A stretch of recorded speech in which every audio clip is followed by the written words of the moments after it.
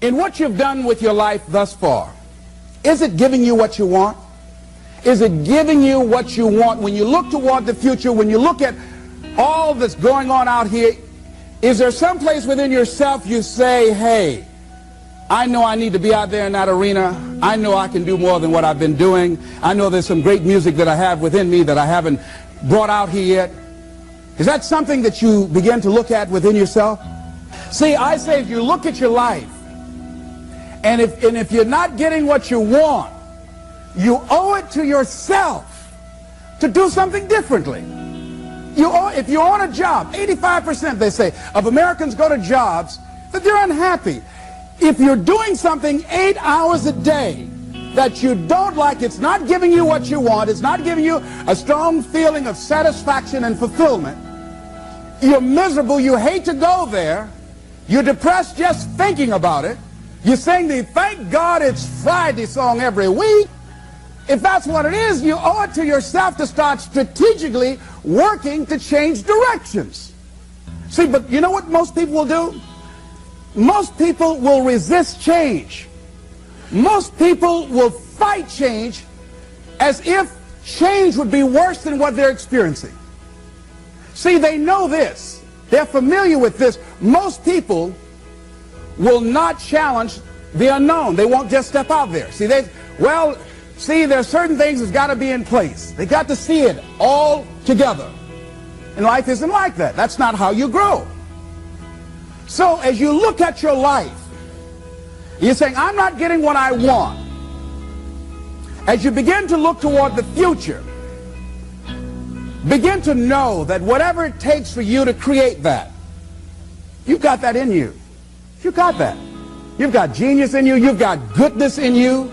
You've got creativeness in you. If you decide to take the initiative to change the current quality of your life, I say to you that you will find that the universe is on your side, that life is on your side. Now, will it be turbulent? Yes. Will it be easy? No, no. Will you have some opposition? Yes. Will I make a lot of mistakes? Yes. Will I get hurt? Yes. Yes. See, a lot of people won't try anything different in life because they don't want to get hurt. Let me tell you something. It's too much pain to duck. Pain is everywhere. You can hide under here. It will come where you are. It's everywhere. Viktor Frankl calls it unavoidable suffering. You can't duck it. But most people spend their life not wanting to deal with the pain of rejection, the pain of defeat, the pain of being disappointed, the pain of losing, the pain of failure, the pain of being criticized, the pain of not being liked, the pain. That's called life. Life is full of pain. It's everywhere. But guess what? There's no gain without pain. Because it's the pain of regret that you experience.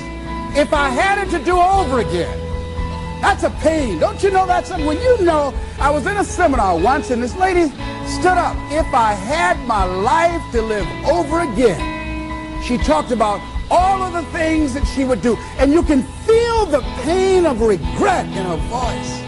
The pain of regret. She still experienced pain. She was trying not to experience the pain of defeat, the pain of disappointment, the pain of loss, the pain of lack of support. And she still experienced pain. It was right there. We can't get around it. Most people are governed by their habits, their fears, and the opinions of others. A lot of people never try anything differently because they have been convinced by people in their lives that they value that they can't do it. They're living within the context of the opinions that other people have of them, the low expectations. Many people doubt themselves because when they thought about doing something at some critical point in their lives, somebody they respected and honored, somebody they believed in, somebody that they loved, someone they trusted said, you can't do that. And they accepted that. As you look at your life, ask yourself the question, What would your life be like? What would your life look like if you decided not to care what people thought of you? What would your life be like if you decided to give up some of your fears? What would your life be like if you decided to become courageous? What would your life be like? If you decided to act on your dream, if you did what you felt in your heart. You know what courageous means? Tom Rusk and Randy Reed said. They said that courage comes from a French word which means of the heart. But how does it feel to you? He says it's courage, you know, it takes courage to live. Says most people go through life not allowing themselves to step out because they don't want to let go. They don't want to be blown around. They don't want to be moved. The courage to face life's whirling wind of contradictions. The courage to love yourself. The courage to love. For years, I was afraid to love. The courage to take a chance. The courage to be who you are.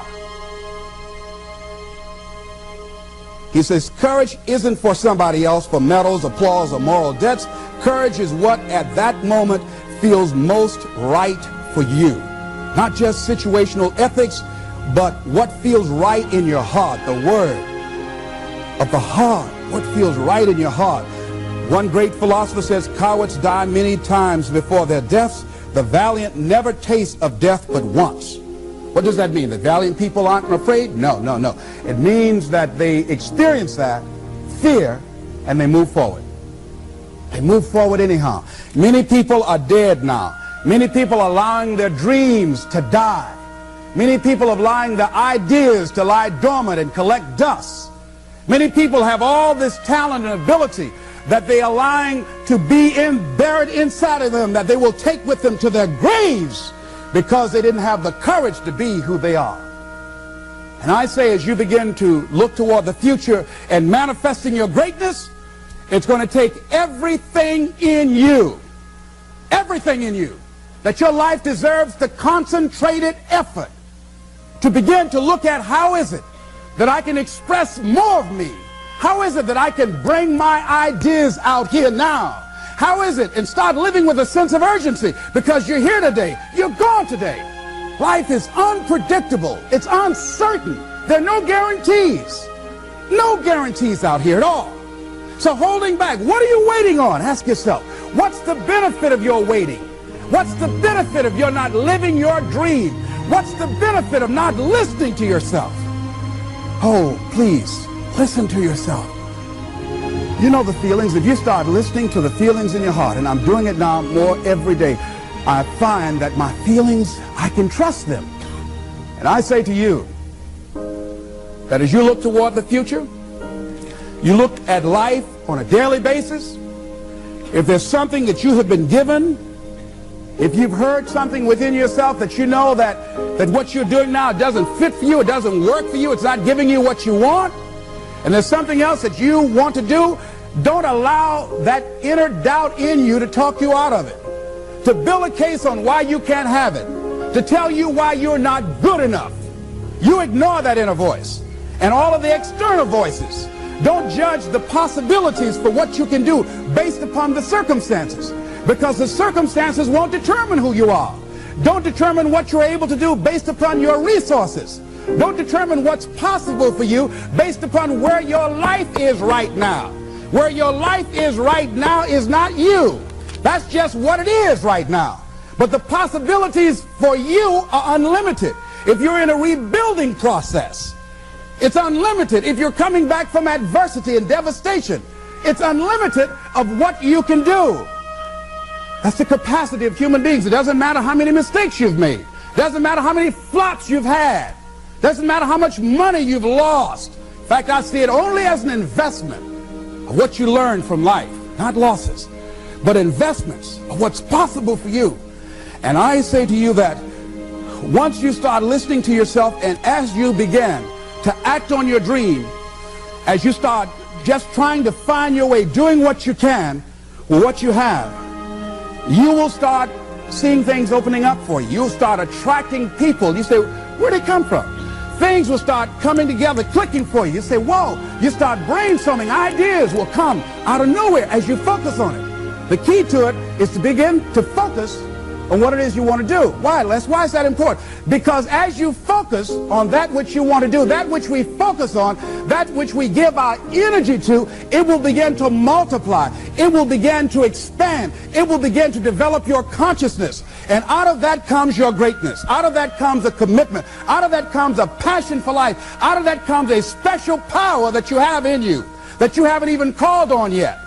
See, the powers that we have will never reveal themselves if we don't challenge them, if we don't put ourselves in a position where we have to use them.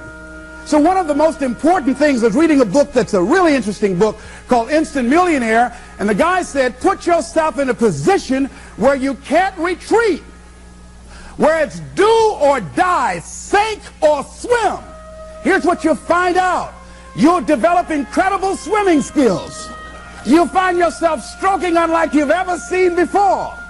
Through the inspiration of desperation, you'll become more creative than ever before. So what is it? How do we handle that whole piece? Throw your whole self into it. See, most people go at it tentatively. They don't give all their stuff. They don't concentrate. They don't put everything they've got in them. One guy wrote a book called All You Can Do Is All You Can Do. And all you can do is enough. But he said, make sure you do all you can do. And if we're honest this evening, we know that we haven't done all we can do. So as we look at the future, we can decide that from this day forward, as I look at my personal relationships, if I look at my professional relationships, if I look at my family relationships, if I look at all the dimensions of my life, looking at myself mentally, emotionally, and spiritually, I'm going to do all I can do to develop me, to bring my talent out here, to make a contribution to life. You want to make it in life, he said, number one, develop your mind. You don't get in life what you want, you get in life what you are. Number two, develop your communication skills. Once you open your mouth, you tell the world who you are. Three, practice the principle of OQP, only quality people. Let us say together, only quality people. As you think about your goals and dreams, this is not for everybody. You want to build an organization with only quality people. Not people who need more, but people who want more. You want to surround yourself with people that are hungry. People that are hungry are willing to do the things today others won't do in order to have the things tomorrow others won't have. People that are hungry do what they know, not what they feel. See, I didn't do this for years because I knew it would be hard. And Mr. Washington said something to me. Mike Williams, my mentor, you want to go online and find his book, The Road to Your Best Stuff. He said something that grabbed me, and I want you to put this someplace where you can see it. See, you build this business through persistence. You got to affirm, I will persist until I succeed. You build it through patience. It takes time to grow orchids. It's faster to grow roses, but orchids, that takes time. You have to have persistence, you have to have patience and perseverance. It takes courage to come back again and again and again. Because in order to build the business, it's hard work. It's H-A-R-D and H-E-A-R-T. Are you with me there? Write this down. If you do what is easy, your life will be hard.